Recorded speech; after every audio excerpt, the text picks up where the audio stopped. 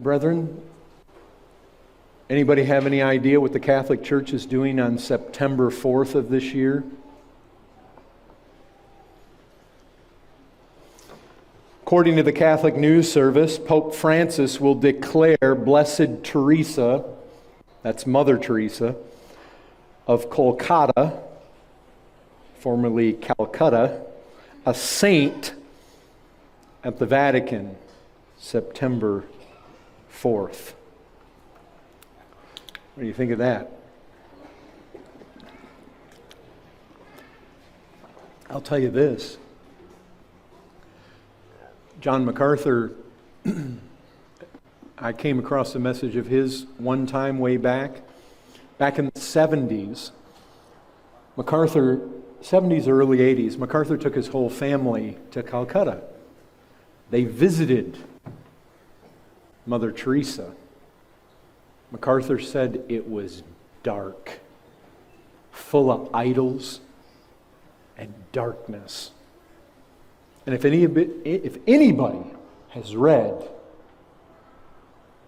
Mother Teresa's own memoirs, her own biographical descriptions of herself, she says if she's ever sainted, she will be the saint of darkness. She had no sense of God's presence in her life. The Catholic Church is going to canonize this woman September 4th. I read a very pathetic email online this week.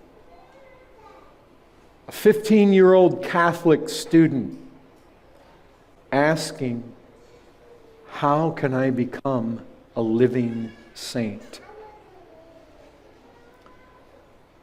You know what the Catholic Church says? One, become a Catholic,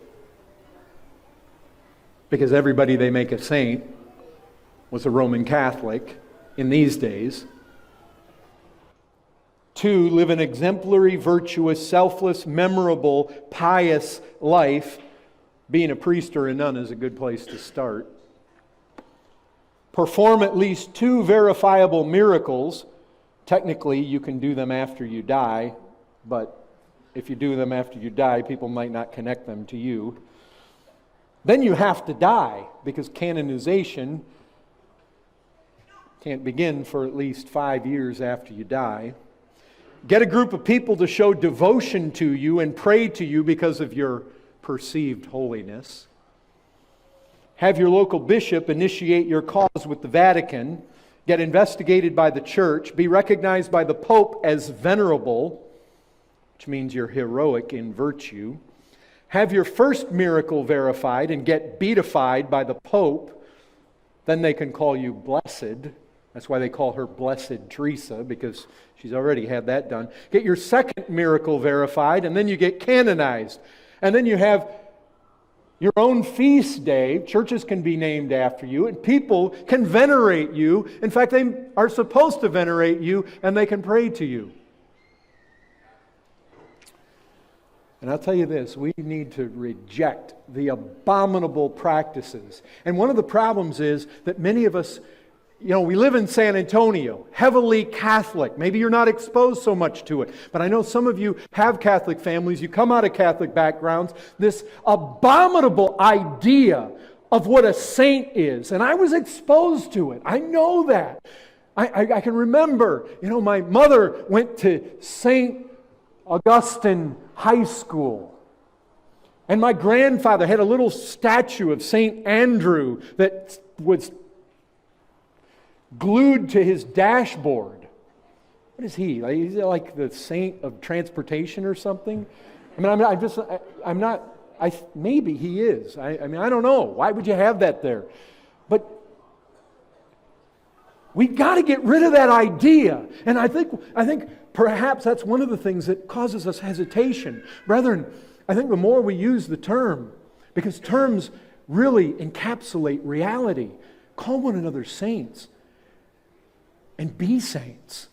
I mean, live your life like people that are set aside for God, who are what? Who are called out of the rest of the masses of depraved humanity for the sake of proclaiming the excellencies of Him who called you out of the darkness into His glorious light. Proclaim His excellencies. Remember who you are. If you're saints, saints, saints.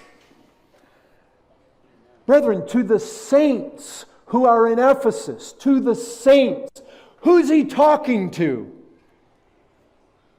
To the people with the halos over their heads? Listen, brethren, when you go through Ephesians, you know what? He starts out by saying to the saints. And as you go through, remember this? He says, let the thieves no longer steal. Who's he talking to? Who are the saints? People who used to be thieves, but have been taken out. They used to be these Gentiles, but they've been taken out. They used to be alienated to God, but they've been taken out. They used to be far off, but they've been brought near by the blood of Christ. Who are they? Wives, submit yourselves to your own husbands. Husbands, love your wives as Christ. They're husbands and wives. Children, you're to honor your parents. He's speaking to children. He says slaves. Slaves need to submit to their masters. Masters. Who are the saints? You know what? They're the common former thieves. Husbands and wives and children and slaves and slave owners. They're the people that made up the church, many of which were slaves. You know what? They're not people that the Roman Catholic Church has to recognize. God recognizes them. He knows them by name. All those slaves that Paul was talking to there, slaves. God knows everyone by name, and they are with Him, and they are beholding Christ face to face. And the Roman Catholic Church, with all their abominations, need not remember any of them. They're saints. They're gods. They're different. The mark, that's God's mark. Sainthood.